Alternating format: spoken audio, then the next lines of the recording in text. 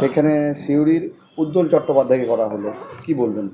আমি খুব খুশি এই কারণে, একটা লোক দীর্ঘদিন ধরে একই পদে থাকবে বা একই জায়গায় থাকবে এটা ঠিক নয়। আমাকে মাননীয় মুখ্যমন্ত্রীর কাছে আমি কৃতজ্ঞ যে আমাকে 10টা বছর বীরভূম জেলা সভাধিপতির আসনে কাজ করার সুযোগ দিয়েছে, যখন বীরভূমে খুব ক্রাইসিস অবস্থা। এবং আমি সভাধিপতি থাকতে থাকতেই আমাকে ওখানে বিধায়ক, সেখানে সিউড়ির যখন খুব টাফ সময় তখন আমাকে দায়িত্ব দিয়েছিল। এবং আমি আমাদের প্রিয় নেত্রী, বাংলার মুখ্যমন্ত্রী, আমার প্রিয় নেত্রী, শ্রদ্ধেয় নেত্রী মমতা ব্যানার্জির কাছে আমি আশীর্বাদ চেয়েছিলাম যে দিদি, তোমার যদি আশীর্বাদ মাথায় থাকে সিউড়ি বিধানসভা আমি জয় করবই এবং তোমাকে উপহার দেবো। আমি জয় করেছি, উপহার দিয়েছি। এবং এখন যেটা হয়েছে, দলীয় যেটা সিদ্ধান্ত, এটা আমি মান্যতা দিই এবং এটাকে গুরুত্ব দিই। দলের অনেক কাজ আছে, শুধু পদে থাকার, এখানে এমএলএ থাকতে হবে বা অন্য কোনো কিছু থাকতে হবে তা নয়। দলীয় সাংগঠনিক কাজ করব। আমি সেই মানুষ যে মানুষ, আমার মধ্যে কোনো রকম একটু দাগ কাটেনি। এই কারণে দাগ কাটেনি, আমি আমার জীবনে প্রায় 54টা বছর রাজনীতির মধ্যে আছি। ছাত্র পরিষদ থেকে আমি রাজনীতিতে এই জায়গায় উঠে এসেছি।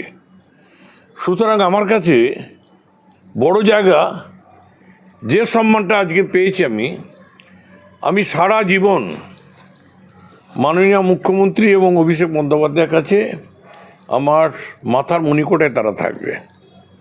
এবং আগামী দিনে যদি আমাকে সাংগঠনিক কোনো দায়িত্ব দেয়, আমি সেটা মাথা পেতে পালন করব। ইতিমধ্যেই প্রশ্ন উঠছে যে উজ্জ্বল চট্টোপাধ্যায় তো একটা শহরের নেতা, তাকে প্রার্থী করা হলো, সেটা কি বলবেন? দেখুন, আমরা সবাই মিলে লড়াই করব উজ্জ্বল চট্টোপাধ্যায়কে জেতানোর জন্য। আমি তো কিছুক্ষণ আগে ফোন করেছিলাম, আমি কনগ্রাচুলেশন জানিয়েছি। উঠে আসুক আরও, আমার সিউড়ি শহরে আরও ডেভেলপমেন্ট হবে ও যদি সভাপতি হয়। সুতরাং এখানে তো ভালো, আমরা সবাই যদি কাঁধে কাঁধ মিলিয়ে, আমি তো মনে করি যদি আমরা এই লড়াইটা করি, তাহলে আমি দাঁড়ালে যে রেজাল্ট হতো, ও দাঁড়িয়েছে সেই রেজাল্টই হবে। কোর কমিটি বৈঠকে আপনি থাকবেন পর থেকে? কেন থাকবো না? এটা আমি তো এখনো জেলা পরিষদের সদস্য, আমি তো জেলা পরিষদে যাইনি। তার মানে কারোর সঙ্গে আমার কাজলের সঙ্গে খুব দূরত্ব আছে বলে যাইনি তা নয়, আমার সঙ্গে কোনো দূরত্ব নেই। কোর কমিটি মিটিংয়ে তো একসঙ্গে থাকি। সুতরাং আগামী দিনে কোর কমিটি মিটিংয়ে আমাকে যখন আছি মেম্বার, তখন নিশ্চয়ই ডাকবে এবং দল যেখানে আমাকে দায়িত্ব দেবে, ওইখানে নির্বাচনে কাজ করো, আমি সেই নির্বাচনে কাজ করতে যাবো। কোথাও কি মনে হচ্ছে কাজল কেষ্ট দ্বন্দ্বে আপনি টিকিট পেলেন না? এইটা নেই, আমি আমি আমি আমি আমি কোনো দ্বন্দ্বের মধ্যে কোনদিন ছিলাম না, আজও দ্বন্দ্বের মধ্যে আমি নেই।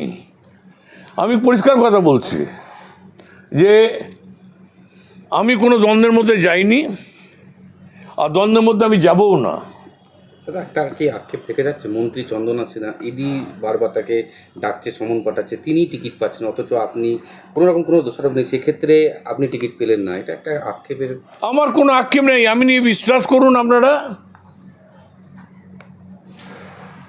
আমাকে 2011 সালে মাননীয় মুখ্যমন্ত্রী আমাকে বলেছিলেন, দেখ তোকে বিধায়ক, তুই সিনিয়র মানুষ, তোকে বিধায়কের জায়গা আমি দিতে পারলাম না, কিন্তু তুই জেলাটাকে দেখবি।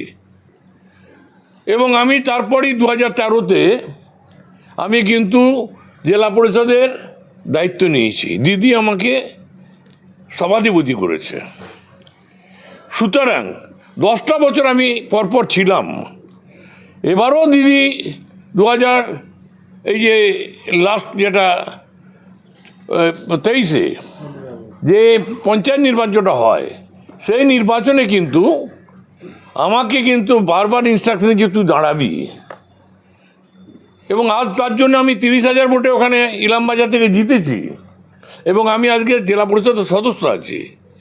সুতরাং দিদি যা বলবে, দিদি নির্দেশের বাইরে আমি 1 ইঞ্চি কথা হাঁটি নাই, হাঁটবো না। বীরভূম জেলায় একাধিক নতুন মুখ আনা হয়েছে, কি বলবেন তাদের উদ্দেশ্যে? নতুন মুখ তো আমি আশা করব যে, আমি নতুন মুখ বলতে চাই না, এদের যথেষ্ট অভিজ্ঞতা আছে। আজকে কাজলও তো প্রায় 3 বছরে 2.5 বছরের ওপর সভাধিপতি আছে, তার অনেক এক্সপিরিয়েন্স হয়েছে। সুতরাং সেই জায়গায় ওরাও ভালো কাজ করবে এটা বিশ্বাস রাখি।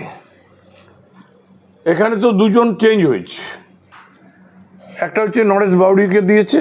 নরেশ বাউরি পুরনো দিনে আমাদেরই তৃণমূল কংগ্রেসের এমএলএ ছিল, সুতরাং তার অভিজ্ঞতা আছে, বিধানসভায় কি বলতে হয়, কিভাবে চলতে হয় সেটা জানে।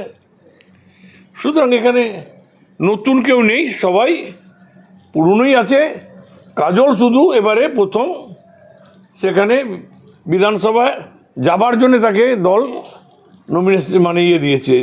নমিনেশন দিয়েছে। বিরোধীরা প্রশ্ন তুলছে যে এখন থেকেই যে বিকাশ রায়চৌধুরী তিনি কিন্তু এবারে তার ক্যারিয়ার শেষ, মানে রাজনীতির শেষ, কি এটা কি? আমি এসব ব্যাপারে কোনো আলোচনা করি, দেখুন রাজনীতি আমার 54 বছরের রাজনীতি। আমি তো সিপিএমের বিরুদ্ধে লড়াই করেছি, অনেক ঘাত প্রতিঘাতের মধ্যে আজকে কিন্তু আমি এই জায়গায় পৌঁছেছি।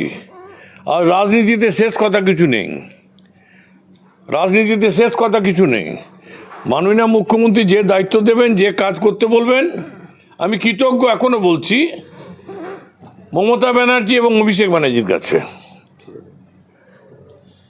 যে সঠিক সময়ে নতুন মুখকে সেখানে নিয়ে এসেছে। এবং আমি বিশ্বাস করি আমাকে নিশ্চয়ই দলীয় কোনো সাংগঠনিক জায়গায় কাজ করার সেই সুযোগটা করে দেবে। রাজনীতিটা অনেকদিন তো সারা জীবনই তো করছি, সুতরাং কোনো দিন সিপিএম থেকেও আসেনি, আরএসপি থেকেও আসেনি, বা অন্য কোনো দল থেকে আসেনি। একটাই দল করে গেছি, সেটা হচ্ছে কংগ্রেস করতাম, দিদিও তখন কংগ্রেসে ছিলেন, আবার এখনও সেই দল করছি 1998 সাল থেকে মমতা ব্যানার্জির সৈনিক হিসেবে। আজকে সেই জায়গায় করেছি, কেস কাচারি খেয়েছি, বিভিন্ন রকমের মামলায় জড়িয়ে দেওয়ার চেষ্টা করেছে। ছাত্র পরিষদ যখন করতাম তখনও মামলা খেয়েছি, মিথ্যা মামলা। সুতরাং এগুলো তো ঘাত প্রতিঘাতের মধ্যে হারমাদের বিরুদ্ধে লড়াই করেছি। বীরভূম যখন আমাদের যারা আছে নেতৃত্ব, তাদের সঙ্গে তো কাঁধে কাঁধ মিলিয়ে, ঘরে তো ছিলাম না, রাত্রিবেলায় ফোন আসতো, অমুক জায়গায় মুখ হয়েছে, কেষ্টই ফোন করতো বা অন্য কেউ ফোন করতো, পাঁচিল পেরিয়ে ঘর থেকে বেরোতাম, বাড়ির লোককে যাতে না জাগিয়ে তারা যেন আমাকে আটকে না দেয়। সুতরাং সেই জায়গা থেকে আমি আজকে এই জায়গায় এসেছি ভাই। সুতরাং আমি এই জন্যে ভাবার কোনো কারণ নেই, বিরোধীদের তাদের খুশি হবার কোনো কারণ নেই। বিকাশ রায়চৌধুরী ছিল, বিকাশ রায়চৌধুরী আছে, বিকাশ রায়চৌধুরী আগামী দিনে তৃণমূল কংগ্রেসের সৈনিক হিসেবে যে দায়িত্ব এতদিন পালন করেছে, দল যে দায়িত্ব দেবে সেই দায়িত্ব পালন করব।